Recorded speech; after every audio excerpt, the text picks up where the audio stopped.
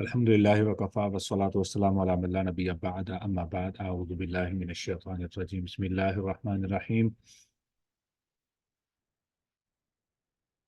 فإن لم تفعلوا ولن تفعلوا فاتقوا النار التي وقودها الناس والحجارة أعدت للكافرين.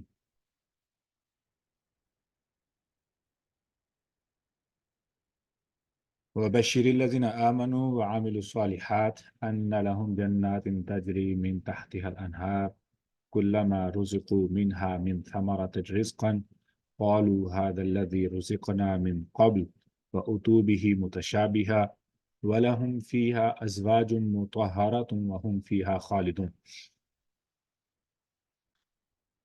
فإن لم تفعلوا فإن پس اگر لم نہ تفعلوا تم نے کیا پس اگر تم نے نہ کیا یہاں پر ایسا ویسا جیسا نہیں ہے.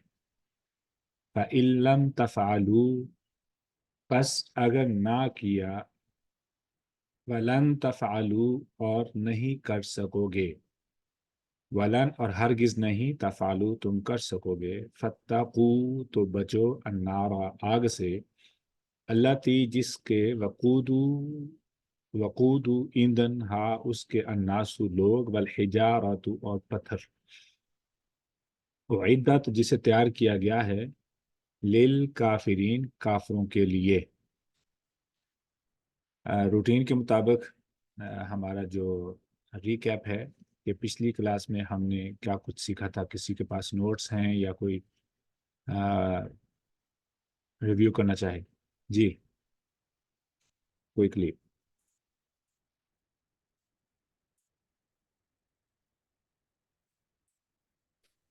السلام علیکم ورحمۃ اللہ وبرکاتہ سر. وعلیکم السلام. سر اور کسی نے کرنا ہے ریکیپ یا میں ہی کر دوں کیونکہ پھر ٹائم بہت لگ جاتا ہے ویٹ پر. جسٹ پوائنٹس بتاتے ہیں. پوائنٹس ٹھیک ہے سر. آل بی کوئک انشاءاللہ.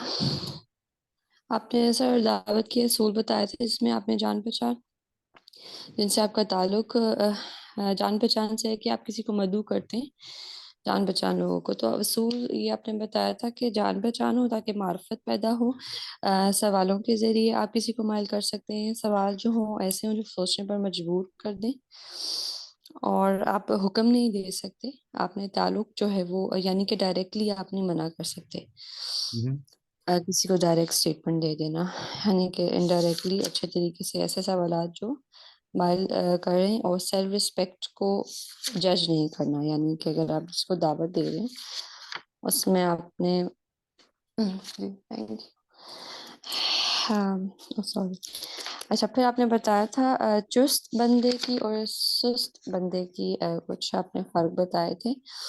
جیسے اگر انسان چست ہو تو اس کی زندگی آرگنائز ہوتی ہے, لوگوں کے ساتھ اچھے معاملات ہوتے ہیں, اس کے فیصلوں میں پرفیکشن پائی. ٹاپک ہمارا مضمون ہے وہ تو خائنۃ العیون کے بارے میں بات ہو رہی تھی, تو یہ تو تفسیر کے بارے میں ہے. یہ ہماری سورہ بقرہ کی آیت نمبر 22 کے بعد 23 کو ہم کور کریں. جی جی سر.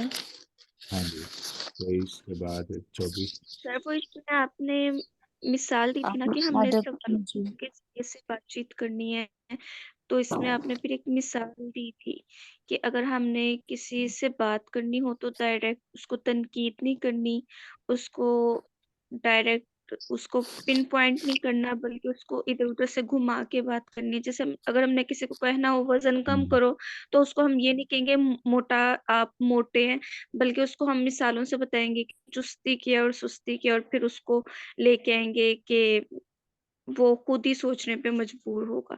تو وہ یہ بتانا چاہ رہی ہیں. اوکے کیونکہ مجھے مکس ہو گیا تھا. چلو خیر, اس کے علاوہ کوئی پوائنٹ؟ جی اس کے بعد جو یہ آ رہا تھا چست بندے کا میں آپ کو بتا رہی تھی کہ وہ اگر مناسب نیند ہو، مناسب خوراک ہو، یعنی کہ پھر آپ کا دماغ جو ہے وہ چست رہتا ہے، بڑھاپا جلدی نہیں آتا. ویسے اس بندے کا جو ہے آپ نے بتایا تھا وہ ڈوپامین ایڈکٹ ہوتا ہے، کام سے جان چھڑانا، ڈس آرگنائز لائف، اور زیادہ سونا، زیادہ کھانا، ورزش جو ہے وہ، ورزش تو ہوتی ہی نہیں، فیصلوں میں، غلط کاموں میں جو ہے وہ زندگی میں سودی بیزاری اور عقل پر پردہ ہوتا ہے. تو ایسا بندہ، سست بندہ تو کبھی دعوت کا کام کیسے کرے گا؟ اوکے، اس میں آپ نے پھر بتایا تھا رولز اور ریگولیشنز گھر میں بنانے ہوتے ہیں ماں باپ نے، تاکہ جو ہے وہ بچے بھی ہیں، وہ بچے اگر ہیں تو وہ اس چیز کو فالو کریں. اور آپ نے 12 سال سے کم بتایا تھا کہ بچوں کو حلال حرام کا جو ہے وہ چیز واضح کر دینی چاہیے. اور پھر آپ نے بتایا تھا کہ رسول اللہ صلی اللہ علیہ وسلم کے جو ہائیسٹ رینک جو ہے استعمال ہوا ہے معراج کے موقع پہ، وہ اعلیٰ عابدین، اللہ کے ہاں جو ہے وہ بلند مقام، اس کا مطلب. اور سورت کے بارے میں آپ نے بتایا تھا کہ آپ نے قلعے سے اس کو دی تھی مشابت، کے قلعے کی مانند ہے، نہیں، سور کا ایسا مطلب یہ خزانہ. ہے، سورہ جی جی، السور جو ہے لفظ ہے وہ قلعے کی دیواروں کو کہا جاتا ہے. قلعے کی طور پر، جی. دیوار، سورہ ہاں لفظ جی، قلعے کو کہا جاتا ہے. جو حفاظت، یعنی کہ اس میں آپ دیوار کی مانند آپ نے بتایا تھا، قلعے کی دیوار کی مانند ہے، جو کہ حفاظت میں جو ہے وہ ہیلپ کرتی ہے، خزانے کی حفاظت. یعنی کہ وہ خزانہ کیا ہے؟ قرآن ہے. اور خزانہ کہیں جیسے آپ نے بتایا تھا کہ خزانہ کہیں چھپا ہوا ہو اور نقشے کو محفوظ رکھنے کے لیے کام آئے، جس چیز کی طرف یعنی کہ رکشا اور رہنمائی کرے گا وہ زیادہ قیمتی ہے. تو رہنمائی ہے جنت کی طرف، اور اس میں کہ اس کے اندر قیمتی خزانہ ہے. اگر صورت پر وار ہو تو وہ اللہ پر وار ہے.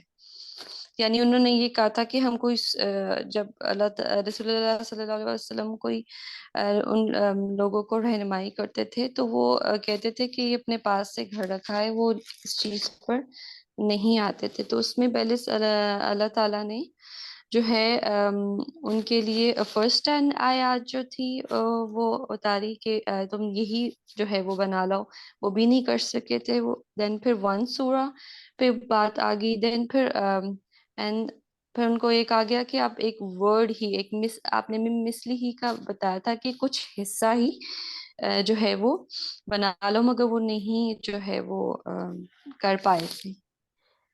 I think بس اللہ جزاکم اللہ خیر، اللہ تعالیٰ برکت عطا فرمائے. تو جو آیت ہماری ہے آیت نمبر 23، اور اگر تم ہو شک میں اس چیز کے بارے میں جو ہم نے اپنے بندے پر نازل کیا ہے تو اس جیسی کوئی ایک صورت لے آؤ، اس جیسی کوئی ایک صورت لے آؤ اور اپنے گواہوں کو پکارو. یاد ہے کہ گواہ کی کتنی میں نے اقسام بتائی تھی، اور گواہ سے کیا مراد لیا تھا ہم نے؟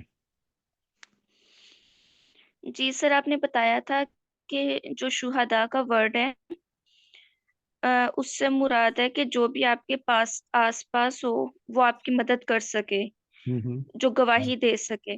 تو اس کے آپ نے 2 اقسام بتائی تھی ہوں کہ ایک وہ کہ جو آپ کے پاس کھڑا ہو، یعنی کہ آپ کو دیکھ رہا ہو عمل کرتے ہوئے، اور وہ آپ کے جو عمل کو وہ ویلڈ کر سکے، اس کی اوکے. گواہی دے سکے. اور دوسری قسم یہ تھی کہ وہ آپ کے پاس کھڑا ہو اور وہ مدد بھی کر رہا ہو، اس میں انوالو بھی ہو، تو وہ بھی گواہ کے ہی، اس کے گواہ ہی لیا جائے گا اس کو. اچھا، آج جو اور ہمارے اس کے ذریعے سے، ان دونوں کے ذریعے سے آپ نے یہ بتایا تھا ماشاء اللہ. کہ اللہ تعالیٰ نے ان کی کمزوری ان دونوں مثالوں سے بتائی ہے، دونوں قسموں کو لے کے ان کی کمزوری ہی بتائی ہے کہ یہ اپنے کلام کو، یہ جو بھی کلام کرتے ہیں، یہ ان میں اپنے ہی لوگوں کو جو ہے وہ شامل نہیں کر سکتے، یعنی کہ وہ ان کے اپنے ہی لوگ گواہی نہیں دے سکتے. اس کے امپریس ذریعے نہیں سے ہو اللہ سکتی نے مان بتا نہیں دیے کہ سکتی. وہ ماشاء اللہ. ہاں جی، یعنی ان کے اپنے لوگ ہی یعنی کہ تم امپریس لوگوں ہاں کو نہیں کیا ہو قائل سکتے. کرو گے، ہاں جی. مسلمانوں کو کیا قائل کرو گے، اب ان کے اپنے ہی لوگ جو ہیں وہ ان کے کلام کی گواہی نہیں دیں گے بلکہ پیچھے ہٹیں گے. ماشاء اللہ، گڈ پوائنٹ، جزاکم اللہ خیر.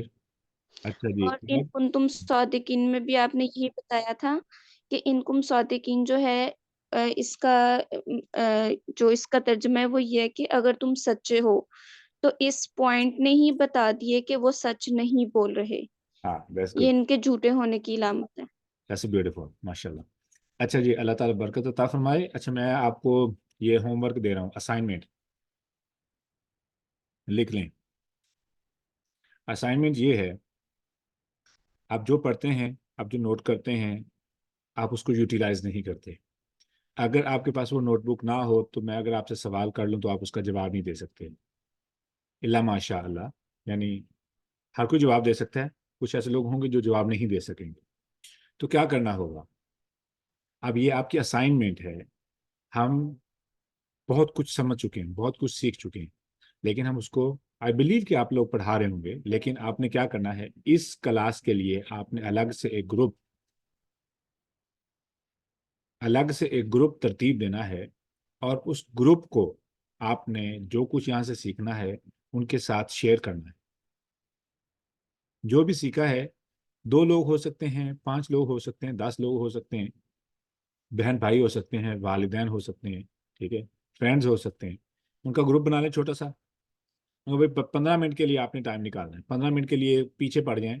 15 منٹ کے ٹائم کے اندر آپ نے جو کچھ یہاں سے سیکھا ہے آپ نے اپنے انداز میں وہ آگے ڈیلیور کرنا ہے. اس کا فائدہ کیا ہوگا؟ ایک تو جو سیکھا ہے وہ ریویو ہوگا، یاد رہے گا، اور اس کے ساتھ ساتھ آپ بھولیں گے نہیں، اور آپ میرا جو پڑھانے کا مقصد وہ بھی پورا ہو جائے گا. اب میرے پاس اگر 5 لوگ ہیں، 10 لوگ ہیں، تو یہ میسج ویسے ہی کنجسٹڈ ماحول میں لاک ہو جائے گا، آگے نہیں نکلے گا. ہمارا ٹارگیٹ ہے اس کو آگے نکالنا. آگے نکالنے کے لیے آپ نے ڈیپر لک کے نام سے ہی اپنا ایک گروپ بنا لیں، ٹھیک ہے، یا اپنے مرضی کا نام گروپ بنا کے آپ نے یہ جو بھی آپ سیکھتے ہیں، جو بھی باتیں آپ کو یاد رہتی ہیں، آپ کوشش کریں اس کو آگے ڈیلیور کر دیں. اس کا فائدہ کیا ہوگا؟ رسول اللہ صلی اللہ علیہ وسلم نے جب حجۃ الوداع کے موقع پر پیغام پہنچانے کے بعد فرمایا کہ اب جو حاضر ہیں وہ غیر حاضر تک میرا پیغام پہنچا دیں. کیوں؟ ہو سکتا ہے جو لوگ یہاں پر موجود نہیں ہیں ان کا حافظہ بہتر ہو اور وہ اس پیغام کو بہتر طریقے سے آگے کیری کر سکیں، اور یہی ہمارا ٹارگٹ ہونا چاہیے. اب آتے ہیں ہم آیت نمبر 24 کی طرف. چونکہ یہ آداب ہیں، آداب کس چیز کے ہیں؟ کوئی بتائے گا اس آیت کے اندر کس چیز کے آداب کے بارے میں بات ہو رہی ہے؟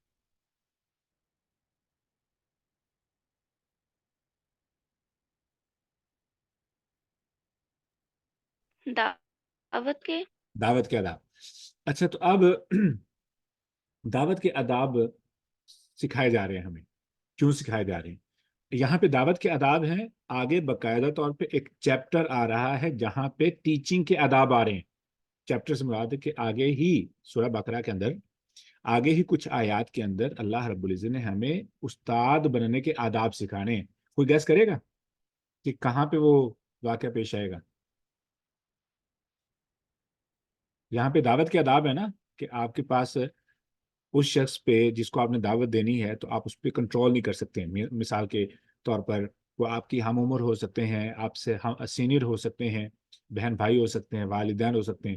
تو ان کو دعوت پہ ہم روب نہیں ڈال سکتے، ہمیں ادب و احترام پیار کے دائرے میں رہنا پڑتا ہے. جب شاگردی کا معاملہ آتا ہے نا، وہاں پہ روب چلتا ہے، وہاں پہ ہم سختی کر سکتے ہیں. تو وہاں کے جو اصول و ضوابط ہیں اللہ رب العزت نے باقاعدہ طور پہ آگے ہمیں وہ بھی سکھائے ہیں. It's not gonna be more than 50 verses. ہم ان آداب کو بڑی ڈیٹیل سے سیکھیں گے.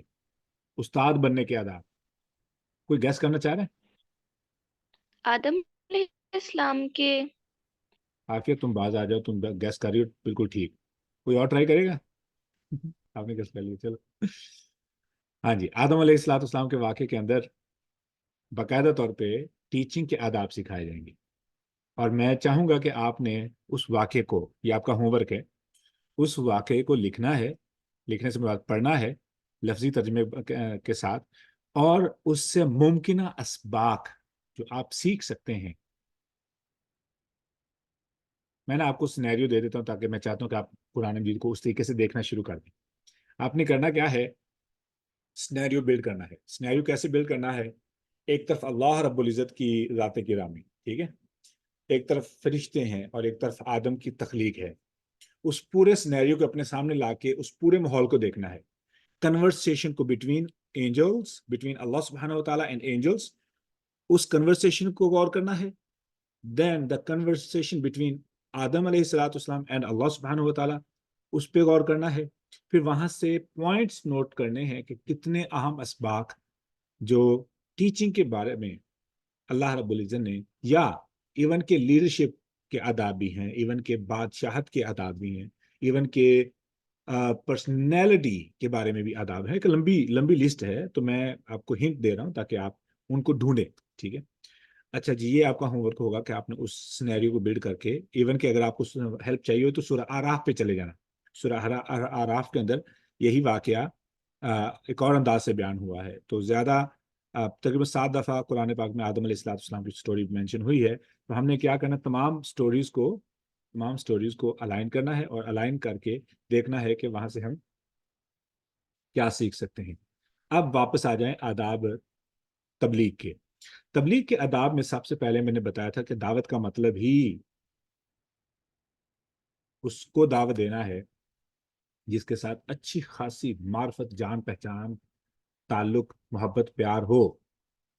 جان پہچان، تعلق، محبت، پیار ہو، اسے ہی دعوت پہ بلایا جاتا ہے. ٹھیک ہے. یہ تھی ایک چیز. اب دعوت کے لیے میں جب جملے بول رہا ہوں تو کیسے بولنا شروع کروں گا؟ تو سب سے پہلے اللہ رب العزت نے قرآن مجید، مثال کے طور پر میں قرآن پاک کسی شخص کو دوں گا، یہ غیر مسلمان ہے، تو میں اسے یہ کچھ بھی نہ کہوں. میں کہوں کہ بھئی مجھے نہیں پتا کہ میں آپ کو اللہ رب العزت کے بارے میں، گاڈ کے بارے میں، مذہب کے بارے میں، دین کے بارے میں، اسپرچولیٹی کے بارے میں کیسے انٹروڈیوس کرواؤں.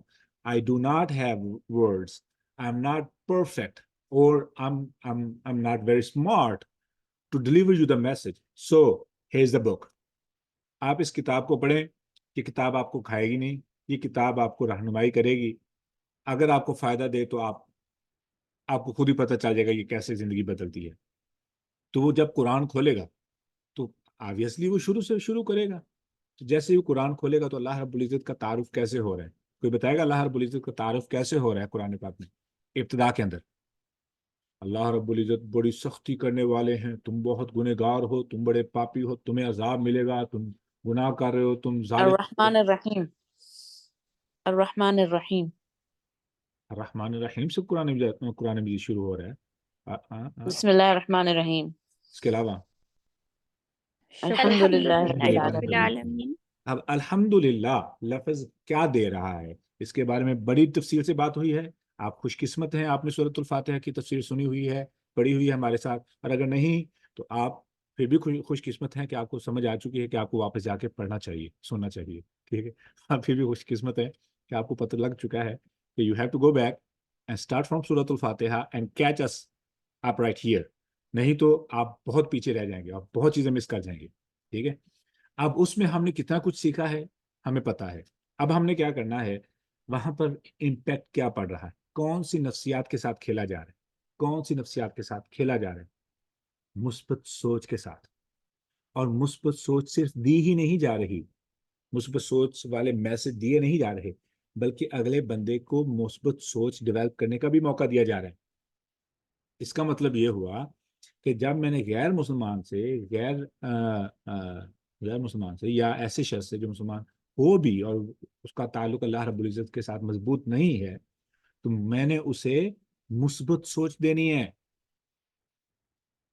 میرا کہنے کا مطلب یہ ہے، امیجن کریں کہ مجھے کسی شخص کے ساتھ 2 منٹ بات کرنے کا موقع ملے اور میں اس بندے کو اس حد تک مایوس کر دوں، اس حد تک اس کو گنہگار بنا دوں، اس حد تک اس کو جہنمی ثابت کر دوں کہ وہ بندہ کہے کہ میرا اسلام سے میرا تعلق ہی کیا ہے، میرا فائدہ کیا ہے. یہ بہتر ہے، یا اس بندے کو میں یہ بتاؤں کہ تمہاری زندگی اللہ رب العزت کی محبت کی دلیل ہے، اور تمہارے اندر کچھ ایسی اچھائی موجود ہے، ہو سکتا ہے وہ تجھے بھی معلوم نہ ہو، جو رب کو نظر آ رہی، اور وہ اچھائی کتنے لوگوں کے کام آنے والی ہے تمہیں نہیں معلوم. لہٰذا وقت نکالو اور اس اچھائی کو ڈھونڈو. میرے ساتھ ایک پیشنٹ ہے، مجھے خوش قسمتی ہے کہ وہ جیسے جتنے بھی لوگوں سے واسطہ پڑا، اچھے لوگوں سے واسطہ پڑا. وہ بندہ نا جو ہے پرسوں نہیں گھر میں لاسٹ ٹرپ کی بات ہے، تو کہنے لگا کہ میرا ایک سوال ہے، میڈیکل ٹرانسپورٹیشن کی کیٹیگری میں میرا جو ہے نا وہ کیا بولیں کہ بزنس کی نیچر ایسی ہے کہ میڈیکل ٹرانسپورٹیشن میں میرا واسطہ پڑتا ہے ایسے لوگوں کے ساتھ. تو کہنے لگا کہ میرا ایک سوال ہے کہ میں نے اپنے بچے کو یہ بتایا کہ زندگی کا مقصد کیسے سیٹ کرتے ہیں، کہ کیسے مقصد سیٹ کرتے ہیں اور زندگی کا مقصد کیا ہونا چاہیے. تو مجھے آپ بتائیں کہ آپ کی کیا رائے ہوگی.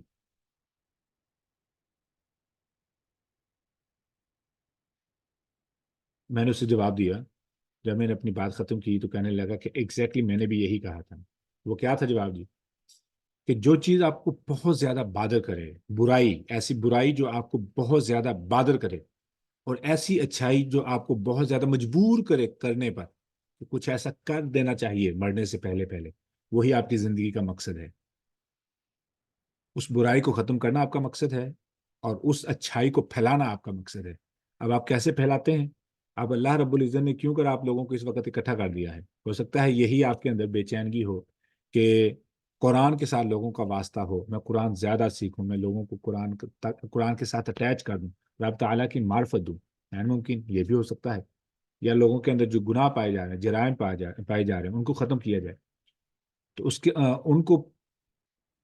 ان کو بہتر کرنے کے لیے یا ان کی اصلاح کے لیے جو علم آپ کو چاہیے، ہو سکتا ہے اللہ رب العزت نے مجھے یہ موقع دیا ہو کہ میں آپ کے بہانے سے کتابوں کا مطالعہ کروں، میں سیکھوں، ٹھیک ہے، میں آپ کے بہانے سے میں لیکچر سنوں اور اپنے آپ کو پالش کروں، اور اس بہانے سے آپ کو کچھ سیکھنے کا موقع ملے اور آپ آگے اس کو امپلیمنٹ کریں، آپ آگے لوگوں کی اصلاح کریں. It is possible. اس میں ہو سکتا ہے کہ آپ لوگ میرے لیے ہدایت کا باعث ہوں، نہ کہ میں آپ لوگوں کے لیے ہدایت کا باعث. کیوں؟ ہو سکتا ہے کہ آپ لوگوں کی وجہ سے میں اپنی مصروفیات سے نکال کر کے اپنا وقت کتابوں کے ساتھ جڑتا ہوں، اسکالرز کے ساتھ جڑتا ہوں، جیسے بھی، ٹھیک ہے. تو یہ ضروری نہیں کہ میں آپ لوگوں کے لیے رہنمائی کا باعث ہوں، ہو سکتا ہے آپ لوگ میرے لیے رہنمائی کا باعث ہوں، ٹھیک ہے. تو اس لیے ہم نے کرنا کیا ہے کہ ہم نے اگلے بندے کو مثبت سوچ دینی. مثبت سوچ کس طریقے سے دینی، میں نے مثال دے دی ہے. اچھا جی، اب واپس آ جائیں کہ یہ تو بات ہی دعوت کی.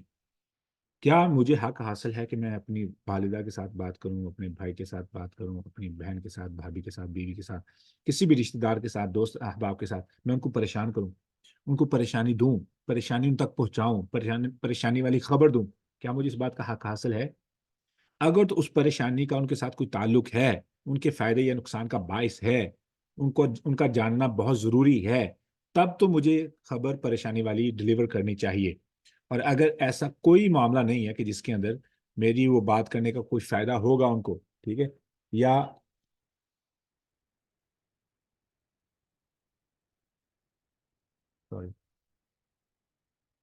میرے نوٹس، تو پھر مجھے کیا کرنا چاہیے؟ مجھے صبح سے لے کے شام تک پلان یہ کرنا چاہیے کہ آج میں نے کسی کو پریشان نہیں ہونے دینا، کسی کو پریشانی والی خبر نہیں دینی.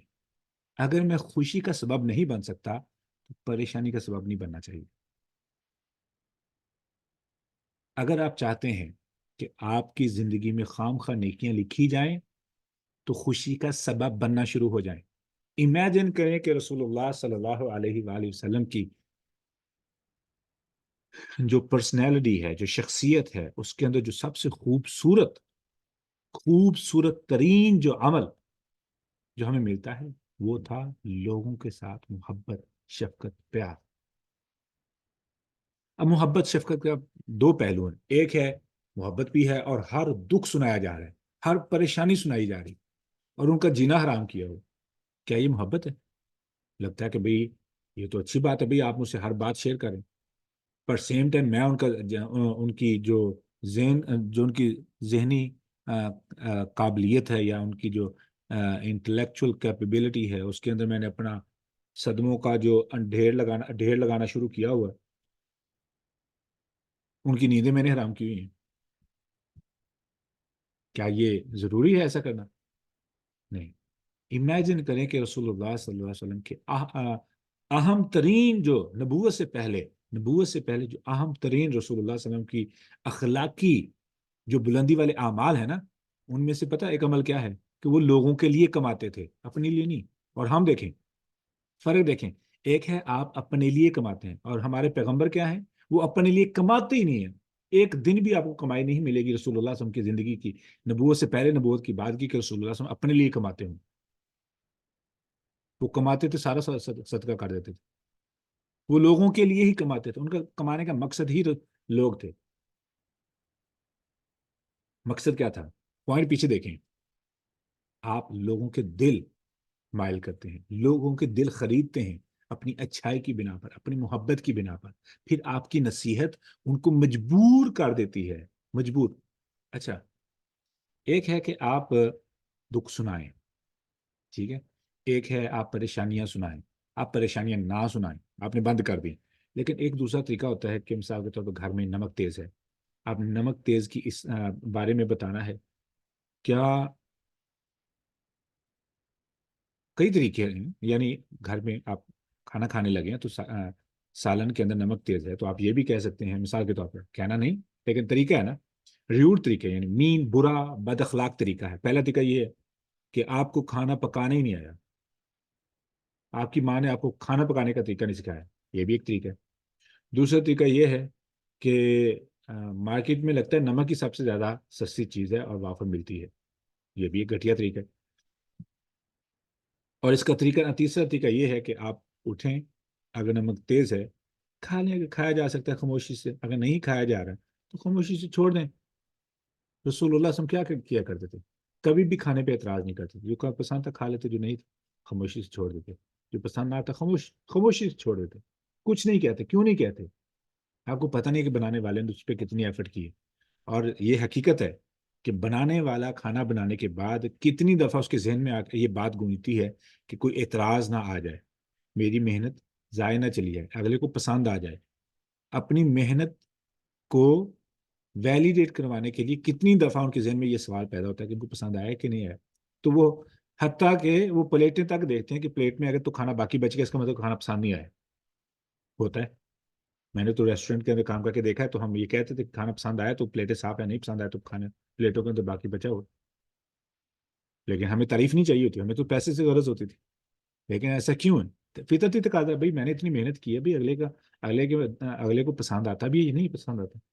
تو اب میں میٹھے کے بارے میں، کھانے کے نمک کے بارے میں، چھوٹی چھوٹی چیزوں کے بارے میں اتنا گھٹیا طریقہ اختیار کر کے اگلے بندے، ماں کو، بیوی کو، بچوں کو، بیٹی کو یا میاں کو اس طریقے سے اس کے اندر تنقید کرنی ہے کہ وہ بندہ سارا دن یا وہ خاتون سارا دن کڑتی رہے، اپنی زندگی پہ روتی رہے کہ کیسے شخص سے واسطہ پڑا ہے. یہ بھی ایک انداز ہے.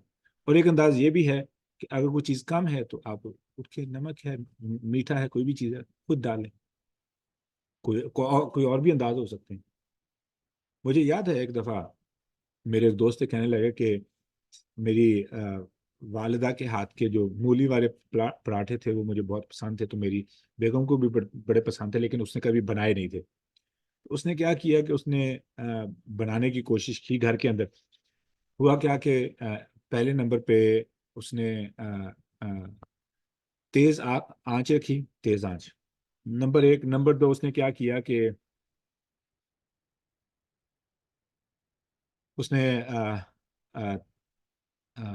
بہت زیادہ موٹی تہ لگا کے نا مولی کی 2 روٹیوں کے اندر اس نے پکانے کی کوشش کی، تو جلدی جلدی اوپر سے جل گئی روٹی اور اندر مولیاں بھی کچی اور اندر سے آٹا بھی کچا.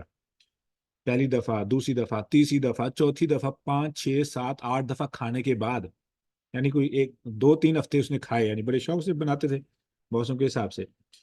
تو آخر اس نے کہا کہ لیٹ می سی، تو چولہے کے پاس گیا، پاس کھڑا ہو گیا. اس نے کہا کہ آپ نے کیا کرنا ہے کہ سب سے پہلے اتنی مقدار، کیونکہ گھر میں بنتی تھی، اس نے اپنی ماں کو تو دیکھا ہوا تھا، اس نے کہا کہ آپ نے پہلے مسالے میں اتنی ہری مرچ، اتنا نمک مرچ سب کچھ سیٹ کیا. حالانکہ اس نے پہلے کبھی نہیں بنایا تھا، لیکن ماں کو بار بار دیکھا تھا. اس نے کہا کہ آپ اتنی مقدار کی آپ جو مولی کا جو بھی ہے وہ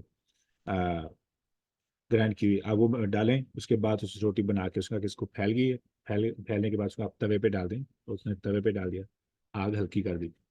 اب وہ پاس کھڑا رہ گیا، میں پوری ہیلپ کرتا ہوں. روٹی اس نے پوری ہیلپ کی اس کو تیار کرنے پہ. تیار کرنے کے بعد جب روٹی تیار ہوئی، ٹیبل پہ آئی، تو بیگم نے پھر خود ٹیسٹ کیا. میں دیکھو تو صحیح، آج تو کلر بھی مختلف نظر آ رہا ہے، خوشبو بھی مختلف محسوس ہو رہی ہے. لقمہ کھانے کے بعد، تم نے مجھے پہلے کیوں نہیں بتایا؟ تم ایسے ہی کھاتے رہو، کچا آٹا، کچی مولیاں کھاتے رہے. اگر تمہاری محنت تھی نا میرے لیے وہی کافی تھی. I didn't care how it tastes. I only cared because you gave the time. آپ کتنی محنت سے کہ میری جو ساس ہے وہ شوق سے بناتی ہے اور میرے میاں کو پسند ہے، اور آپ اتنی اسی بات کو ذہن میں رکھ کے آپ بنا رہی ہیں، تو جیسے بھی بنا رہی ہیں I respect the time and effort you put in. That's it. مجھے ٹیسٹ سے غرض نہیں، میرا پیٹ بھر جاتا تھا پہلے بھی. اب آپ کو اندازہ ہو گیا کہ اس کو بہتر کیسے بنانا. That's it. مثال کے طور پر میں اپنے دوست کے ساتھ کل میں نے شرارت کی. میں ہم آفس گئے تو کمپیوٹر لینے کے لیے گئے کلاس کے لیے. میں جب آفس پہنچے تو میں نے جان بوجھ کے میں نے چابی دیکھ لی کہ میری آفس کی چابی میرے پاس ہے. میں اس کے پاس آیا گاڑی کے پاس آ کے میں نے نا دروازے پہ ناک کیا تو اس نے دروازہ کھولا. تو میں نے کہا کہ یار I'm sorry میں نا گاڑی میں چابی بھول آیا ہوں. تو اس نے بڑے پیار سے بولا اس اوکے اس کو. بندہ عراق سے ہے، اللہ کا ولی. میں سوچتا رہا، میں نے کہا کہ اگر یہاں پہ میرا کوئی دیسی دوست ہوتا، وہ بھی دیسی عربی ہے نا بظاہر، خیر اس کا ریئیکشن کیسے ہوتا، یا یہاں پہ میرا کوئی بھائی ہوتا یا کوئی فیملی ممبر ہوتا، یا یہاں پہ میری بیوی ہوتی، یا میں یہاں پہ بیٹھا ہوتا اور میری بیوی ایسے کرتی ہے، میرا بھائی ایسے کرتا، تو میرا ریئیکشن کیسے ہوتا؟ تمہارا دماغ کہاں پہ ہے؟ تم سوچتے نہیں ہو، تمہیں پرواہ نہیں ہے، کتنی دور سے گاڑی چلا کے آئے، واپس آنا پڑے گا، پھر واپس آنا پڑے گا، رات کا ٹائم ہے، دس اینڈ دیٹ. کہاں ہے ہماری وہ انسانیت؟ ایک لمحے کے لیے سوچیں. مجھے نا محنت کرنی پڑی ہے الحمدللہ ایک دو جگہوں پہ، اور اس کے رزلٹس آ رہے ہیں. اور میاں بیوی بچے گھر کے اندر 24 گھنٹے جلن گھٹن لڑائی جھگڑے اختلافات سو کچھ. تو بڑی محنت کے بعد بچیوں کو خاتون کو سمجھانے کا موقع ملا. اب وہ آپس میں صرف مجھے جو پیغام اب ملتا ہے، پہلے وہ کبھی مسکراہٹ نہیں تھی گھر میں، یعنی مسکراہٹ ہی ختم ہوئی تھی. اب جب بھی بات ہوتی ہے تو بچوں کے چہروں کے رنگ ہی بدل چکے ہیں. کیوں؟ انہوں نے ہنسنا شروع کر دیا، مسکراتے ہیں. ٹھیک ہے، کہنے کا مقصد یہ ہے کہ دعوت صرف یہی نہیں ہے کہ میں اس کو مسلمان بنا کے جنت میں داخل کروں. یہ بھی ایک دھوکے سے ہمیں نکلنا پڑے گا. یہ بھی ایک دھوکہ ہے کہ ہمیں صرف یہی لگتا ہے کہ دعوت یہی ہے کہ میرے پاس کوئی بندہ قابو میں آ جائے اور اس کو میں سارا دین ٹرانسفر کرنے کے بعد اس کو جنتی یا جہنمی کنفرم کرنے کے بعد اٹھوں. اگر تو اس نے میری بات مان لی تو میں اس کے فوراً بعد سرٹیفکیٹ لکھ دوں گا یہ بندہ جنتی ہے. اور اگر اس نے میری پوری تبلیغ کو نہ مانا تو میں ساتھ میں یہ بھی سرٹیفکیٹ دے کے ہی اٹھوں گا کہ یہ جہنمی ہے. اس پہ اثر نہیں ہونے والا. یہ عجیب قسم کی سوچ مسلط ہے ہم پہ. اب دعوت کیا چیز ہے؟ اب یہ پوائنٹ لکھنا ہے. دعوت ہے کیا؟ رسول اللہ صلی اللہ علیہ وآلہ وسلم نے فرمایا کہ اذا مات الانسان انقطع عمله الا من ثلاث. جب انسان مرتا ہے ہر قسم کا عمل منقطع ہو جاتا ہے سوائے 3 قسم کے. ان میں سے ایک ہے وعلم ينتفع به، ایسا علم جس سے فائدہ اٹھایا جائے. ہمارے ساتھ دھوکہ ہوا ہے بہت زیادہ. جب یہ محنت ہو رہی تھی نا کہ اسلام کو دین کو دنیا سے الگ کیا جائے، جبکہ دین تو تھا ہی قانون. دین کو قانون کو دنیا سے الگ کیا جائے اور ایک خاص قسم کے گلے سڑے سوچ کے لوگوں پہ مسلط کر دیا جائے. میں یہی کہوں گا نا، کیونکہ گلے سڑے لوگ ہی ہوتے ہیں جو بہت زیادہ نفرت، بہت زیادہ مسلکی تعصب، بہت زیادہ کفر کے فتوے، بہت زیادہ جہنمی فتوے، بہت زیادہ مخصوص سوچ کے لوگوں پہ مسلط کر دیا جائے، پھر دنیا کو الگ کر دیا جائے. ٹھیک ہے، جب یہ ڈیمیج ہوا نا تو بہت کچھ ڈیمیج ہوا. حالانکہ اسلام کیا ہے؟ اسلام کیا ہے؟ یہ حدیث کیا کہہ رہی ہے؟ وہ علم جس سے نفع حاصل ہو، جس سے لوگ فائدہ اٹھائیں. فائدہ کس سے اٹھا سکتے ہیں؟ ہو سکتا ہے کہ آپ میرے پاس آئیں اور میں کمپیوٹر کا ٹیکنیشین ہوں، مثال کے طور پر دیٹس اے فیکٹ، کمپیوٹر کا ٹیکنیشین. مجھے آپ کہیں کہ بھائی میرے کمپیوٹر میں یہ مسئلہ ہے اور میں آپ کو وہ مسئلہ فکس کر دوں. یقین کریں اگر تو میں نے اللہ کی رضا کے لیے کیا ہے نا تو یہ بھی صدقہ جاری ہے. اگر آپ اس کمپیوٹر کے ذریعے علم حاصل کر رہے ہیں، کوئی بھی کام کر رہے ہیں، ٹھیک ہے، کوئی بھی کام کر رہے ہیں، دنیاوی فائدہ اٹھا رہے ہیں، بھلے دین کا کام ہو یا دنیاوی. مثال کے طور پر آپ کا کوئی چینل ہے، آپ ویڈیوز اپلوڈ کرتے ہیں، ٹھیک ہے، اچھا کام جو لوگوں کے فائدے کے لیے ہے، ٹھیک ہے. تو آپ کا کمپیوٹر جب بھی آپ استعمال کریں گے، میری اس ہیلپ کے بعد کمپیوٹر کا استعمال کرنا میرے لیے صدقہ جاریہ بن جائے گا. آٹا گوندنا سکھانا صدقہ جاریہ ہے. سائیکل چلانا سکھانا صدقہ جاریہ ہے. بستر سیدھا کرنا سکھانا صدقہ جاریہ ہے. جوتے صحیح طریقے سے پہننا سکھانا صدقہ جاریہ ہے. کھانے کے آداب سکھانا صدقہ جاریہ ہے. یہ کس نے کہا ہے کہ بھئی ایک خاص خاص خاص علم پہ ہی عمل کیا جائے گا تو صدقہ جاریہ ہے؟ بھئی اللہ رب العزت نے فرمایا، آپ پوائنٹ سمجھیے گا، پوری دنیا کا علم ہی اللہ رب العزت کا دیا ہوا علم ہے. میں کیوں کہہ رہا ہوں؟ اللہ رب العزت فرما رہے ہیں افلا ينظرون الى الابل کیف خلقت، کیا وہ نہیں دیکھتے ینظرونا ہے، ینظرونا، کیا وہ نہیں دیکھتے کہ اونٹ کو کیسے پیدا کیا گیا؟ یہ تو ساری سائنس کا حکم دیا جا رہا ہے کہ بھئی اس اونٹ کو دیکھو، اس کے ایک ایک یعنی اس کے پورے جسم کا پہلے کھولو. میں کیسے دیکھ سکتا ہوں کہ اونٹ کو کیسے پیدا کیا گیا؟ آج جو بچے کی پیدائش کے بارے میں جو ہمیں علم حاصل ہوا ہے سائنس کے ذریعے، قرآن نے سب سے پہلے بتایا تھا. اور اب جس طریقے سے ہم اب ویژولائز کر سکتے ہیں، کیوں؟ ہمارے پاس تصویریں، ویڈیوز موجود ہیں، 3D امیجز موجود ہیں. آپ 3D امیج دے کے کہہ رہے ہوتے ہیں سبحان اللہ. بھئی کیوں سبحان اللہ کہہ رہے ہیں؟ یہ تو 3D امیج ہے. آپ کے منہ سے سبحان اللہ یا الحمدللہ کیوں نہیں کرے؟ کیونکہ آپ کو وہ تعریف اللہ رب العزت کی سمجھ میں آ رہی ہے، آپ کو اللہ رب العزت کی وہ تخلیق سمجھ میں آ رہی ہے بہتر طریقے سے. اب وہ 3D امیج جس بندے نے بنایا ہے اس کے لیے صدقہ جاریہ ہے اگر وہ بندہ مسلمان ہے، کیونکہ آپ اس کے ذریعے کسی بندے کو اللہ رب العزت کی تخلیق کے پیچھے جو دنائی ہے، حکمت ہے، عقل ہے، جو علم ہے، وہ سمجھ آ رہا ہے. اب ہم سمجھیں گے کیونکہ میرا یہ پوائنٹ چل رہا ہے، میں آپ کو لے کے جا رہا ہوں بڑے آہستہ سے اس پوائنٹ کی طرف جہاں پہ میں جانا چاہ رہا ہوں. اچھا، تو کرنا کیا ہے؟ ہر وہ علم جو دوسروں کو فائدہ دے صدقہ جاریہ ہے. میں نے بولا تھا موٹر سائیکل کا ریپیئر کرنا سکھانا صدقہ جاریہ ہے. اس کا روزگار بنے گا، بھائی حلال کمائے گا. جب تک وہ موٹر سائیکل ٹھیک کرتا رہے گا، حلال کماتا رہے گا، اپنے بچوں کو کھلاتا رہے گا، آپ کے لیے صدقہ جاریہ ہے. ٹھیک ہے. اچھا جی، اب یہ بھی صدقہ جاریہ ہے کہ آپ مسکراہٹ کا سبب بنے. رسول اللہ صدقے کا سبب ہے، صدقہ جاریہ صدقے کا سبب ہے. ٹھیک ہے. اور اگر آپ کسی بندے کو ذہنی طور پر اس کی فیملی کے اندر مسائل ہیں، آپ ان کو کاؤنسلنگ کر کے ان کی اصلاح کر دیں، جس کے ذریعے وہ آپس میں خوش رہنا شروع کر دیں، صدقہ جاریہ بن گیا. اینڈ اٹس اے ہیوج صدقہ جاریہ. ٹھیک ہے.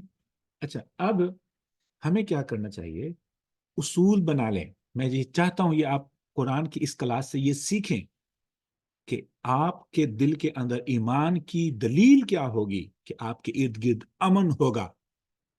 Remember these words. آپ کے اندر ایمان کی دلیل کیا ہے کہ آپ کے ارد گرد امن ہوگا. آپ کے مسلمان ہونے کی دلیل کیا ہے کہ لوگ آپ سے سلامت ہوں گے. لوگ آپ کی وجہ سے اپنے آپ کو محفوظ سمجھیں گے، سلامت سمجھیں گے. آپ کی وجہ سے آپ کی موجودگی باعث بنے گی ان کے امن و سکون و سلامتی کا. اور اگر ایسا نہیں ہے تو پھر میں اپنے آپ کو مومن یا مسلمان کہنے کا حقدار نہیں ہوں. امیجن کریں کہ میری زبان سے، میری گفتگو سے، میرے موجودگی سے یہ بھی بات کرتا چلوں کہ بعض دفعہ، یہ میں نے کل بھی میرے خیال میں بات کی تھی، کہ موجودگی بھی گناہ کا باعث ہوتی ہے. اگر کسی کو آپ کی موجودگی کی وجہ سے تکلیف ہو رہی ہے نا، تو یہ بھی باعث گناہ ہے. اور اگر آپ کی وجہ سے آپ کی موجودگی کسی کے لیے راحت کا باعث ہے تو وہ بھی آپ کے لیے صدقہ جاریہ ہے. مسجد میں بیٹھنا کیوں صدقہ جاریہ ہے؟ جب تک ثواب ہے، جب تک بیٹھے رہیں گے آپ کے لیے ثواب ہے. مسجد میں بیٹھنے سے ثواب کیوں مل رہا ہے؟ ٹھیک ہے، کیونکہ موجودگی آپ کے اللہ کے گھر میں. ٹھیک ہے. تو پوائنٹ یہ بتانا چاہ رہا ہوں کہ آپ نے اصول یہ بنا لینا ہے کہ آپ خوشیاں ڈھونڈیں. شیطان چاہتا ہے کہ آپ خوش نہ رہیں. شیطان یہ چاہتا ہے کہ آپ خوش نہ رہیں، آپ پریشان رہیں، آپ کے گھر جہنم جیسے ہوں، آپ کی زندگی جہنم جیسی ہو. This is what شیطان wants. This is what شیطان wants. ہمیں کیا کرنا ہے؟ ہم نے اپنے ارد گرد کے لوگوں کی زندگی کو جنت بنانا ہے. मैं म्यूट नहीं कर सकता हूँ ये। आ, अगर तो म्यूट कर ले तो पीछे से शोर नहीं आएगा बच्चों का। अच्छा तो आपका अगला होमवर्क क्या है कि आपने सुबह से लेकर शाम तक अपनी वालदा को खुश करने के सबब ढूंढने हैं, वालिद को खुश करने के सबब ढूंढने हैं, अगर बीवी हैं तो खामद को खुश करने के सबब ढूंढने हैं, अगर खामद हैं तो बीवी को खुश करने के असबाब ढूंढने हैं, अगर वालिदैन हैं तो बच्चों को खुश करने के असबाब ढूंढने हैं, दोस्त हैं तो दोस्तों को खुश करने के असबाब ढूंढने हैं। आप शैतान के अगेंस्ट जाना शुरू कर देंगे, आप शैतान के अगेंस्ट, शैतान के एजेंडे के अगेंस्ट जाना शुरू कर देंगे, आप शैतान को हराना शुरू कर देंगे। इमेजिन, आप शैतान को हराना शुरू कर देंगे। शैतान क्या चाहता है? यू कि अबैनकुमुल अदावत वल बगदा, अदावत वल बगदा। शैतान ये चाहता है कि तुम्हारे दरमियान अदावत तो बुग़्ज़ पैदा हो और हम उसके खिलाफ जाना शुरू कर देंगे, उसकी मेहनत पानी में पड़ना शुरू हो जाएगी। शैतान ये चाहता है कि आप नाशुक्रे हो जाएं, हम शुक्र अदा करना शुरू कर दें। हम इस मौजू पे बात करेंगे इंशाल्लाह, भी इसी बात आएगी। आगे है हमारे पास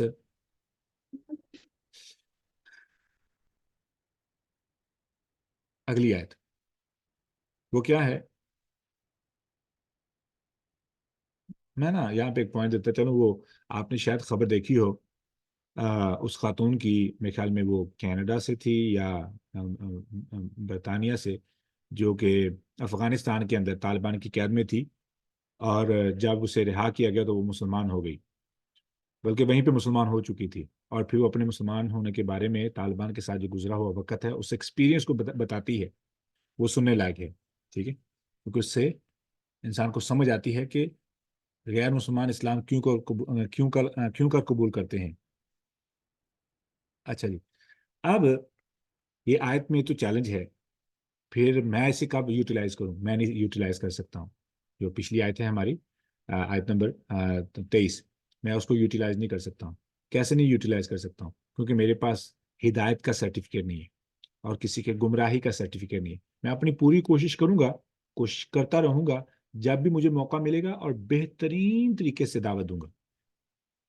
अपनी दावत फेंकूंगा नहीं, अपनी दावत से जान नहीं छुड़ाऊंगा, मैं किसी पे एहसान नहीं करूंगा, किसी पे इल्म नहीं थोपूंगा, किसी को मजबूर नहीं करूंगा, नाक किसी का नाक पे दम नहीं करूंगा। यानी सही मौके पर सही तरीके से सही अंदाज के साथ सही अल्फाज के साथ मैं पैगाम पहुंचाऊंगा, इफेक्ट होगा इंशाल्लाह।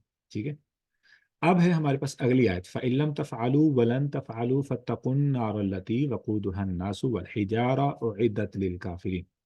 सवाल ये पैदा होता है कि इस आयत के अंदर अल्लाह रब्बुल इज़्ज़त हमें क्या सिखाना चाहते हैं।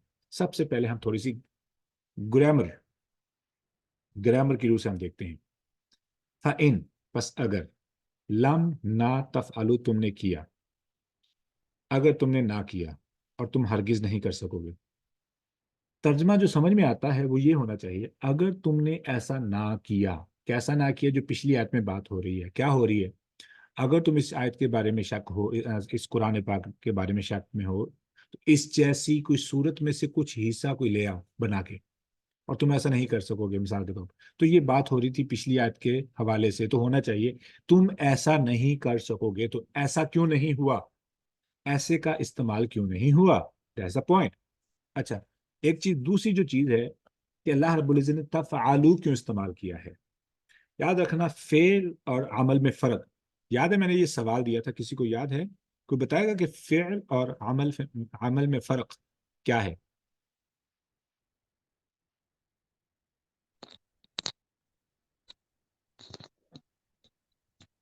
अस्सलाम वालेकुम।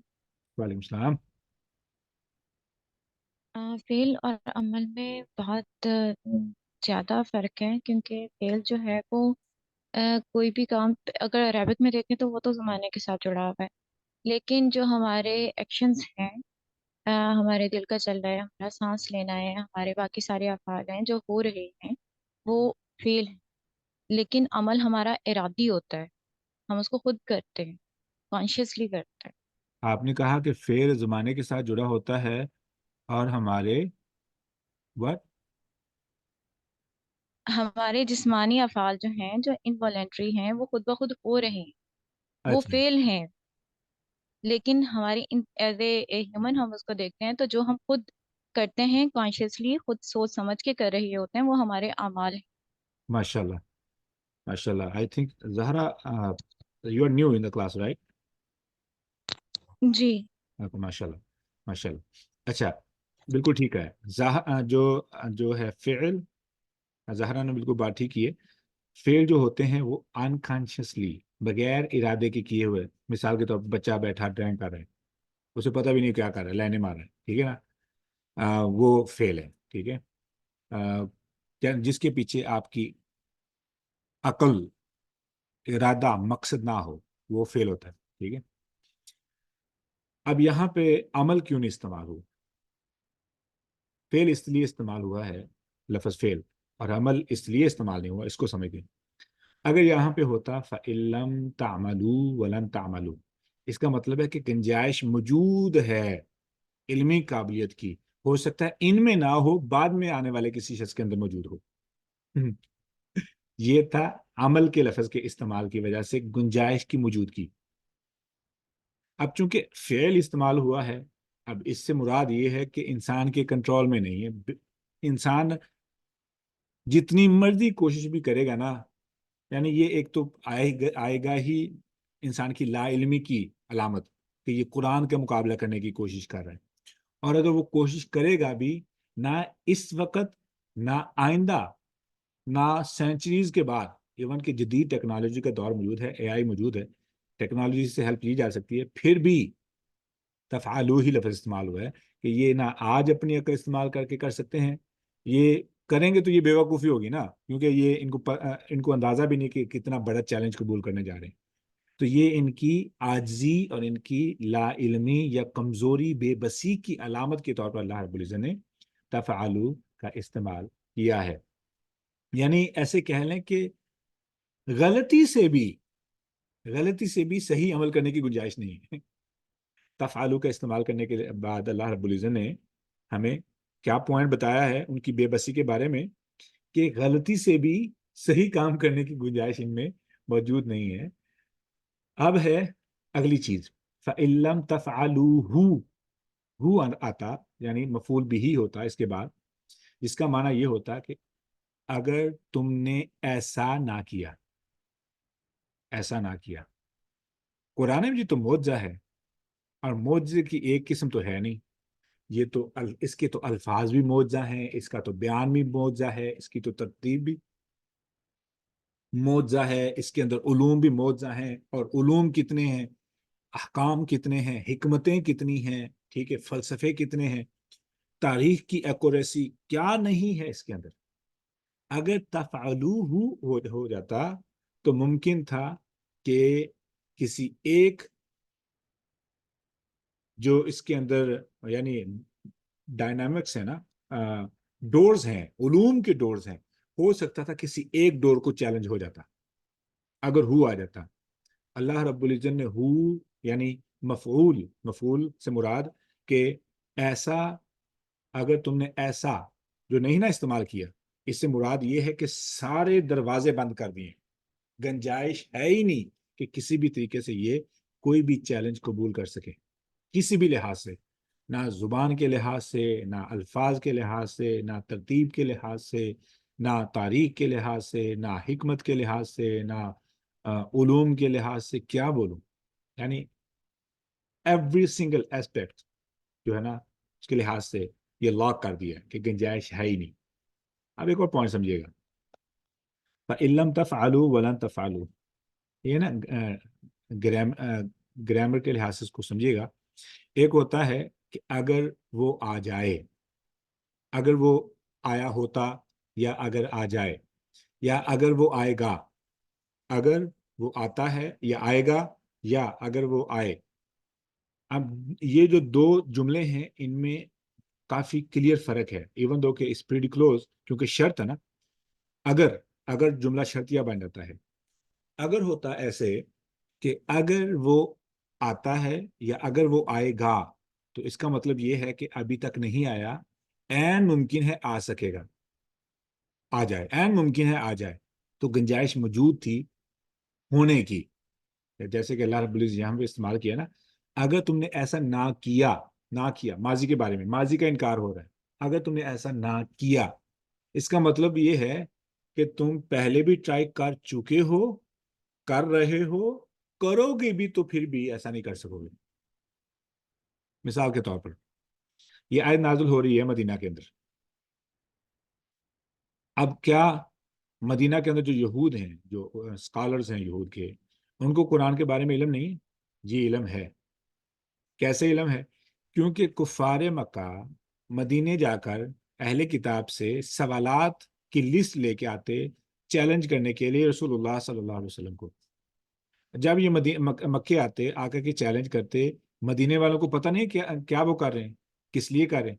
مدینے والوں کو خوب پتہ تھا کہ پیغمبر آ چکے ہیں, قرآن کے بارے میں ان کو پتہ چل چکا تھا, اور کافی حد تک جو آیات نازل ہو رہی ہیں یہ کفار یہاں سے سیکھ کر کے جا کے ان کو سناتے کہ یہ ہمارے پاس ہے, اب ہم کیا کریں, قرآن میں یہ کہا جا رہا ہے, پیغمبر یہ کہتا ہے, رسول یہ کہتے ہیں, اب کیا کریں. ان کو قرآن کا پیغام پہنچ چکا ہے. اب 13 سال وہ اور 13 سال کے بعد ہجرت اور سال 2 سال کا جو دورانیہ ہے, ٹوٹل 15-16 سال کا وقت لے لیں. اللہ رب العزت ان کو یہ ٹارگٹ کر کے بتا رہے ہیں کہ تم نے ایسا نہیں کیا. اگر تم نے ایسا فَإِلَّمْ تَفْعَلُوا, اگر تم نے ایسا نہ کیا, ایسا تم اپنی طرف سے لا رہا نا, مطلب یہ ہے کہ تمہیں اس بات کا علم ہے اور تم نے پہلے کوشش کی ہے. اگر چاہتے ہو تو اپنی ہسٹری کے جو بھی نوٹس آپ نے لکھے ہیں وہ نکال کے دیکھ لو.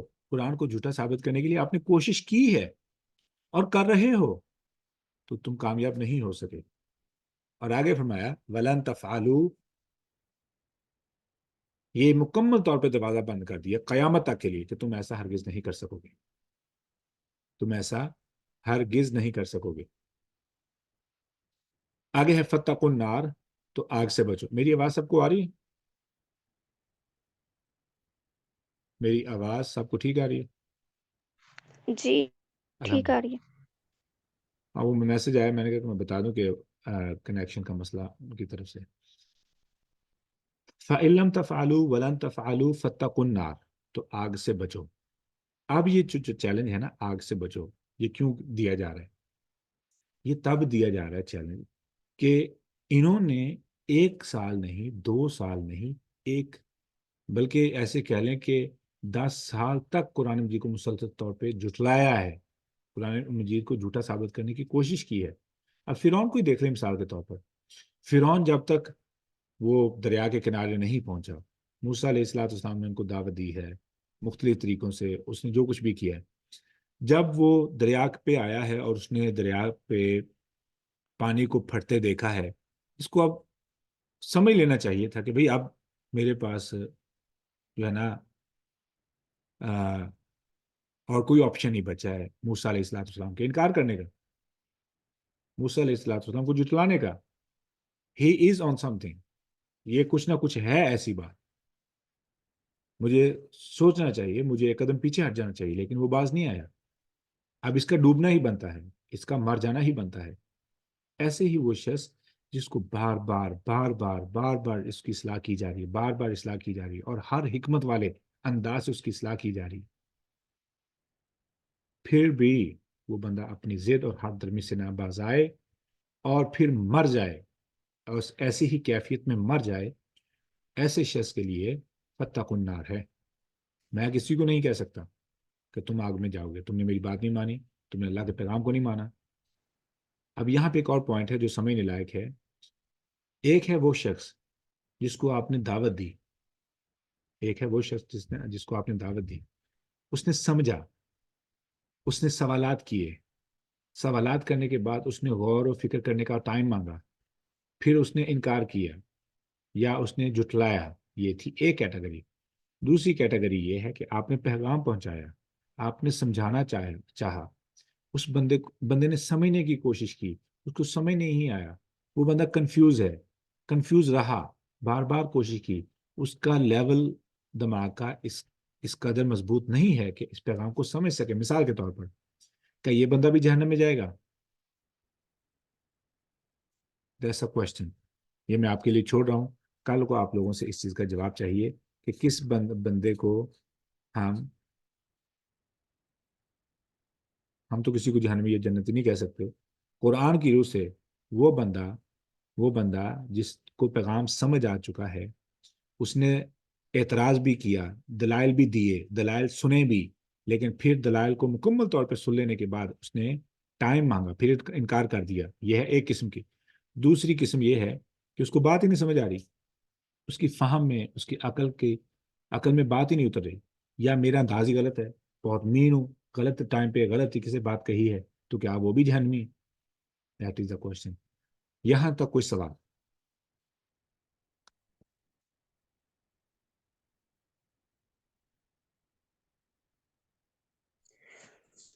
السلام علیکم ورحمۃ اللہ وبرکاتہ. وعلیکم السلام.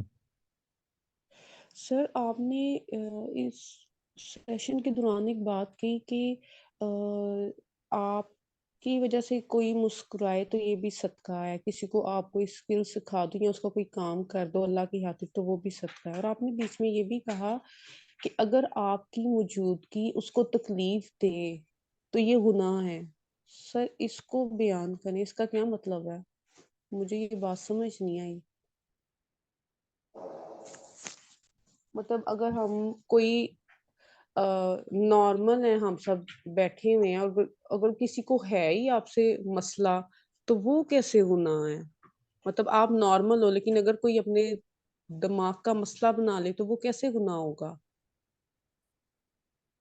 جس میں آپ کی کوشش نہیں ہے اگلے کو تکلیف دینے کی, آپ کا مقصد نہیں ہے اگلے کو اذیت دینے کا, آپ کا جینونلی, آپ کا دل بھی صاف ہے, دماغ بھی صاف ہے, سوچ بھی صاف ہے, الفاظ بھی صاف ہیں, تو پھر آپ کو کوئی غرض نہیں ہے لوگ کیسے اس کو آپ کو لے رہے ہیں. آپ نے مثبت کوشش کرنی ہے. آپ رسول اللہ صلی اللہ علیہ وسلم دعوت دے رہے ہیں, لوگوں کو جہنم سے بچا رہے ہیں, اور وہ الٹا رسول اللہ صلی اللہ علیہ وسلم کو برا بلا کہہ رہے ہیں. ٹھیک ہے, تو ہمارا جو ٹارگٹ ہے وہ مثبت, ہمارا ٹارگٹ ہے محبت, ہمارا ٹارگٹ ہے معاف کرنا, ہمارا ٹارگٹ ہے درگزر کرنا, ہمارا ٹارگٹ ہے معاملات کو سلجھانا. میں نا ایک یہاں پہ مطلب مثال دے دوں, ایک واقعہ پیش آیا, ایسے ہی ایک خاتون نے میسج کیا, کہنے لگی میری جو نند ہے وہ ایسے کرتی ہے, ویسے کرتی ہے, ویسے کرتی ہے, میں کیا کروں؟ میں نے کہا کہ آپ نے اس کو بٹھا کے آپ نے اس سے ڈائریکٹ بات کی ہے؟ نہیں. اب مجھے بتاتی ہو, اپنے خاوند کو بتاتی ہو, ساس کو بتاتی ہو, بھائی کو بتاؤ گی, بہن کو بتاؤ گی, تو وہ آپ کو آپ کی سائڈ کے مطابق نفرت دیں گے, حل نہیں دیں گے. اگر تو آپ واقعی طور پہ اصلاح چاہتی ہیں, جس سے مسئلہ ہے اس کو بٹھا لیں صاف صاف. اور بات کیسے شروع کرنی, اب دیٹس اے پوائنٹ. ایک ہے عجیب بات ہے, میں کچھ بھی نہیں کرتی, آپ یہ کرتی ہیں, آپ وہ کرتی ہیں, ایک لمبی لسٹ نکال دیں شکلوں کی. ایک بات, ایک انداز یہ ہے. دوسرا انداز یہ ہے کہ مثال کے طور پر ارسلہ, میں آپ سے آپ کا نام لے لیتا ہوں. ارسلہ, آپ کو اندازہ نہیں ہے کہ میرے دل میں آپ کے بارے میں محبت, پیار, ادب, شفقت, احترام کیسا ہے. That's a point. اب مجھے آپ بتائیں کہ میں اس جو احترام ہے آپ کے بارے میں, اس کو کیری کروں یا اس کو نکال کے آپ کے ساتھ بات کروں.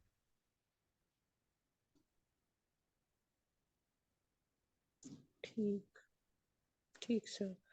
یعنی کہ آپ کی ساری بات سے مجھے یہ سمجھ میں آئی کہ ہم نے جو بھی زندگی میں کچھ اچھا کرنے جائیں, ہم اپنی نیت کو اللہ کے لیے خالص کریں, پھر چاہے جو کچھ جیسے مرضی سوچے. ٹھیک, جاتی. جزاک اور اللہ یہ بھی خیر. مطلب یہ نہیں ہے کہ میں لوگوں کے ساتھ معاملات کو درست بھی نہ کروں. ٹھیک ہے, میرا مقصد یہ بھی ہونا چاہیے کہ میرے ساتھ لوگوں کے معاملات ڈسٹرب نہ ہوں. ٹھیک ہے, تو ٹھیک اسپیشلی گھر ارد گرد کے لوگ, تو میں انہیں کنونس کروں, ان کو قائل کروں, ان کی اصلاح کروں, ان کے ساتھ معاملات ٹھیک رکھوں. ٹھیک ہے, ٹھیک سر, ہاں. جزاک اللہ خیر. کوئی اور کوئی سوال کرنا چاہے گا؟ جی السلام علیکم ورحمۃ اللہ وبرکاتہ. وعلیکم السلام ورحمۃ اللہ. جی کچھ ایکسیپشنل کیسز ہیں تو اس کے لیے شاید میں آپ سے پرسنلی بات کرنا چاہوں گی. ہاں تو ٹھیک ہے, آپ میسج کر سکتے ہیں, ٹیکسٹ میسج جی کر جی سکتے ہیں. جی انشاءاللہ. سر میرا ایک سوال تھا. ہاں جی. ٹائم ہے تو سر میں نے پوچھنا تھا کہ جیسے ویڈنگ فنکشن ہے, یعنی کہ آپ کو انویٹیشن آتی ہے, تو آپ پریفر کرتے ہیں صرف نکاح اور ولیمے پہ جانا, اینڈ آپ مہندی اور ایسی قوالی نائٹ ایسے فنکشنز پہ نہیں جاتے. تو میں نے بھی ایسا ہی کیا, 2 دن کا جو ویڈنگ فنکشن تھا میں نہیں گئی. مگر بات یہاں تک آئی کہ میرے ہسبینڈ کے جو بڑے بھائی ہیں, میرے جو جیٹھ ہیں, وہ بھی دعوت کا کام کرتے ہیں میلبرن میں. تو وہ آج کل پاکستان آئے ہوئے ہیں, تو وہ یہ کہتے ہیں کہ اگر آپ کو کوئی مدعو کرے جیسے, تو آپ نہیں جاتے، یعنی کہ وہ مہندی پہ گئے اور میں بارات ولیمے پہ گئی، تو انہوں نے کہا کہ کوئی مدعو کرتا ہے اور آپ نہیں جاتے، کسی کو ڈس رسپیکٹ کرنا ہوتا ہے۔ اب وہ کہتے ہیں میں گیا، مگر آئی نو کہ وہ سب کچھ غلط ہو رہا تھا جو بھی وہاں ہو رہا تھا، میں نے دل میں برا جانا۔ تو آپ رشتہ داروں سے ایسے نہیں کر سکتے، یعنی کہ ایک بھی فنکشن نہیں اوائڈ کر سکتے۔ تو I respect his opinion, but I wanted to like ask you too, کہ میں نے کہا نہیں میں اپنے ٹیچر سے بھی پوچھوں گی، آئی ریسپیکٹ یور اوپینین۔ تو آئی وانٹ ٹو نو کہ اس میں کیا ہے۔ حالانکہ میں نکاح ولیمے پہ گئی، میں قوالی نائٹ پہ نہیں گئی، بیکاز آئی نو وہاں پر موسیقی اور یہ چیزیں آئی ڈونٹ پریفر کہ میرے بچوں کے کانوں میں یہ چیزیں جائیں۔ تو آپ کیا نہیں، کہتے ہیں اس پہ؟ یہاں پہ نا میں ایک پوائنٹ آپ کو بتاتا ہوں، اس سے یہ دروازہ جی۔ یہ کھول رہا ہے کہ اگر کوئی بندہ ہوں بدعت والے، جاہلانہ رسوم و رواج والے، شرکیہ کفریہ غلط عمل کی طرف دعوت دے، تو آپ کو اس دعوت پہ انکار نہیں کرنا چاہیے۔ جی بھئی حلال حرام، اللہ کی رضا کی خاطر ناراضگی، اللہ کی رضا کی خاطر محبت، اس میں کیا حرج ہے؟ اب میں نہیں جا رہا تو اس لیے نہیں جا رہا کیونکہ وہ اخلاقی طور پہ، شرعی طور پہ عمل ٹھیک نہیں ہے۔ میں کیا بدعت والی محفل پہ جا سکتا ہوں؟ نہیں جا سکتا۔ مجھے کوئی کہیں پہ میں ہمارے دربار پہ آپ آئیں، وہاں پہ میلہ لگتا ہے، تو میں کیا جا سکتا ہوں؟ نہیں جا سکتا۔ سر میں تو نہیں گئی، مگر مجھے نہیں میں اپنے آپ کی بات کر رہا ہوں، میرے پوائنٹ سمجھ آ گیا، لیکن میں جواب دے رہا ہوں نا کہ پوائنٹس جی جی انہوں نے کہا کہ آپ کو دعوت قبول کرنی چاہیے۔ بھئی میں کیوں دعوت جی قبول کروں؟ کیونکہ وہ عمل ہی غیر اخلاقی ہے، شرعی غیر شرعی ہے، پہلا پوائنٹ، ٹھیک ہے؟ ہمیں شرعی غیر شرعی کا پتہ ہونا چاہیے کہ کون سا عمل ٹھیک ہے، کون سا عمل ٹھیک نہیں ہے۔ اگر غلط ہے تو نہ جانا ہی اس میں بہتر ہے، ٹھیک ہے؟ کیونکہ میرے لیے جانا، تو میں اپنے بچوں کو یہ بتا رہا ہوں، یہ سکھا رہی ہوں کہ بھئی یہ نارمل ہے، ایسا ہونا چاہیے۔ انہوں نے تو پتہ نہیں ہے، میں تو دل میں برا جا رہا ہوں، بچے تو دل میں برا نہیں جا رہے، وہ تو انجوائے کر رہے ہیں، ٹھیک ہے؟ جی، جن کے ان کانوں کے میں لیے، تو ہاں پڑ جی، رہا ہے نا جی۔ ان کے لیے وہ حرام نہیں ہے، ہمارے لیے تو حرام ہو سکتا، کیونکہ تو ہم تو دل میں برا جا رہے ہیں، پہلی چیز۔ دوسری چیز ہے کہ دعوت قبول کرنا، وہ ہے کھانے کی دعوت میں بلایا گیا ہے، تو جیسا بھی گھٹیا عمل ہو، جیسے بھی محفل ہو، مثال جو بھی کریں، آپ کو پتہ ہے کہ کھانے کا ٹائم کیا ہوتا ہے، 2 گھنٹے 3 گھنٹے بعد ہی ہوتا ہے، ٹھیک ہے؟ محفل جی جب اسٹارٹ ہوتی ہے تو آپ ایگزیکٹلی 15 منٹ 20 منٹ پہلے جائیں، کھانا کھائیں، ملیں، ان کو بتائیں کہ بھئی ہم موجود ہیں۔ وہی یہ دیکھنا چاہتے ہیں کہ کھانے کے وقت سب موجود ہیں، دکھا دیں چہرے، دکھانے کے بعد واپس نکل آئیں۔ بیٹھنے کا مقابلہ کیا ضروری ہے کہ ہم ان کو اپنی موجودگی from the beginning to the end لازمی نہیں ہے، ٹھیک ہے؟ کھانے کے وقت جی بیٹھ نکل آئے، بات ختم، ٹھیک ہے؟ ہاں مجبوری کیا تھی، مجبوری جو بھی ہے، ٹھیک ہے؟ تو یہ ضروری نہیں ہے کہ ہم اس اصول کو اپنائیں کہ دعوت لازمی طور پہ قبول کرنی، یہ کوئی اصول نہیں ہے، ٹھیک ہے؟ ہاں جی۔ سر یہ بھی ایک اور میرا سوال تھا کہ انہوں نے ہی، میرے جیٹ نے کہا کہ جہاں تک میں نے آپ کو پوری بات بتائی کہ ان کے کیونکہ دوست احباب یہ مفتی یعنی کرام بھی ہیں پاکستان میں، ہوں، تو وہ یہ کہتے ہیں کہ میں نے مفتیوں سے بھی پوچھا ہے کہ آپ رشتہ داروں کہ ہاں آپ کو جانا چاہیے، یعنی کہ مجھے سمجھ نہیں آئی کہ how could you attend such functions، جو کہ خود بھی وہ ماشاءاللہ دعوت کا کام کرتے ہیں، تو مجھے یہ حیرانی ہوئی کہ نہیں آپ کیسے میں کچھ نہیں کہوں گا، جو حقیقت ہے وہ یہی میں نے بتا دی ہے کہ جہاں پہ شرعی غیر شرعی عمل ہو رہا ہے، خواہ وہ کتنی ہی ہوں قریبی رشتہ داروں کی دعوت ہو، وہاں پہ نہ جانا ہی بہتر ہے، کیونکہ بچوں کے لیے وہ چیز نارمل بن جائے گی، بالکل نارمل ہو جائے جی گی۔ ہاں سر جی ارسلہ، سر لیکن ہاں جی سوری۔ یہ بھی تو بتایا یہ بھی جزاک تو اللہ۔ بتایا جاتا ہے نا کہ نبی صلی اللہ علیہ وآلہ وسلم ایک بار جب کوئی میلہ لگا تھا تو بی بی عائشہ کو دکھایا تھا وہ جو بھی تھا، تو ان کا ریفرنس یہ بھی دیتے ہیں کہ جب نبی صلی اللہ علیہ وآلہ وسلم نے اپنی فیملی کو خوش کرنے کے لیے وہ کیا، کیا کیا تو کیا ہم کیوں نہیں کر میلہ؟ سکتے اپنے رشتہ کون داروں سی کو میلہ؟ خوش کرنے کے لیے وہاں جائیں؟ نہیں کون سا میلہ؟ سر وہ جو تھا نا، کوئی ریفرنس دیتے ہیں کہ ایک بار ان کی گلی میں کچھ بھی بتا چل رہا دیتا تھا، بندہ کچھ ہوں۔ وہ مسجد، گلی میں نہیں، مسجد کے اندر صحابہ کرام ٹریننگ کر رہے تھے۔ سر یہ تو نہیں ہے، وہ بندر والا تھا نا کہ وہ کچھ ناچ وغیرہ کر رہا تھا تو ان کو دکھایا نہیں نہیں تھا، نہیں نہیں ویسے تو ہمیں یہ بتایا تھا مجھے نہیں پتا، مجھے آپ بتائیں۔ ریفرنس کیوں کہ دیں، I don't know. I don't know that.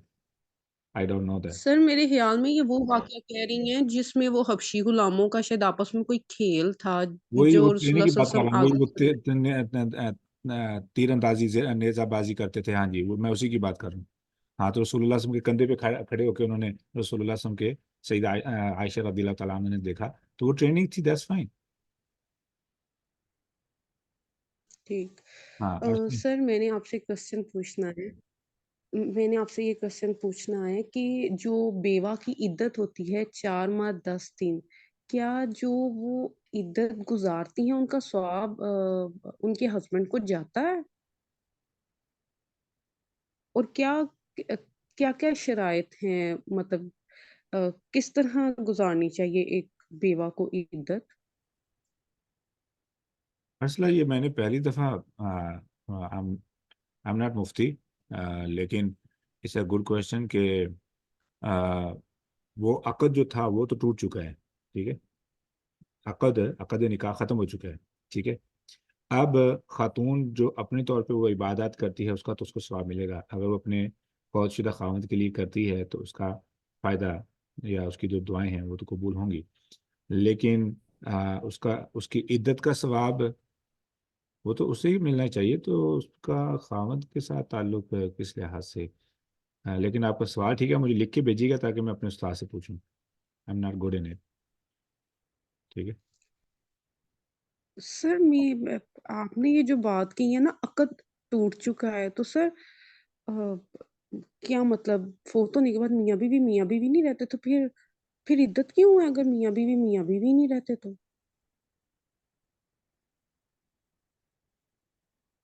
उसके अंदर जो वजूहात हैं वो इस very complicated question to answer. मेरे पास बेहतर अल्फाज नहीं है, तो मैं आपको उसका सवाल का जवाब मैं लिखवा के मैसेज कर दूंगा, ठीक है। ठीक सर, जज़ाकल्लाह इद्दत खैर। तो मेरे ख्याल से इद्दत तो मेरे ख्याल आवाज़ कट रही है। इधर के पीछे जो वजूहात जो है ना, वो इस वजह से नहीं है कि निकाह टूट गया तो आप उसकी इद्दत जो है ना वो नहीं बैठ सकती। इद्दत के पीछे वजूहात उस औरत की प्योरिटी है, ठीक है। उसकी मेरी आवाज आ सफाई, रही?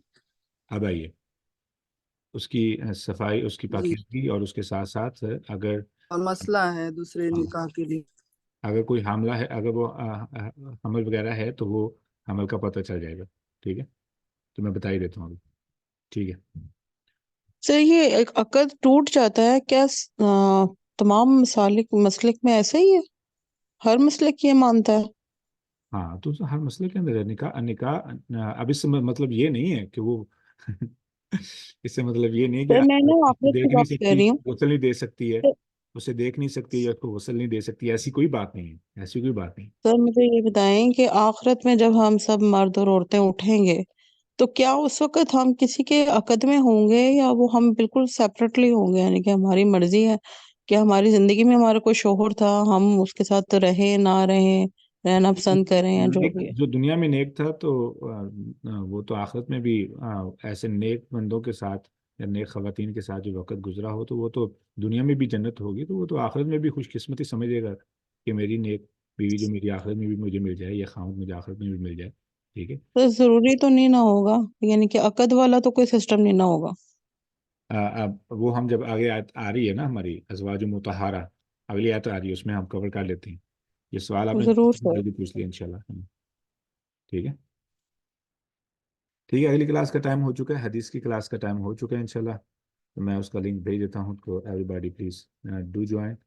और अभी तक जो हमने सीखा सिखाया सही बात पर अल्लाह रब्बुल इज़्ज़त हमें अमल की तौफीक अता फरमाए, गलत बात के शार से मुझे भी और आप लोगों को भी महफूज फरमाए। सुब्हानक अल्लाहुम्मा रब्बना व बिहम्दिका अशहदु अल्ला इलाहा इल्ला अंता अस्तगफिरुका व अतूबु इलैक।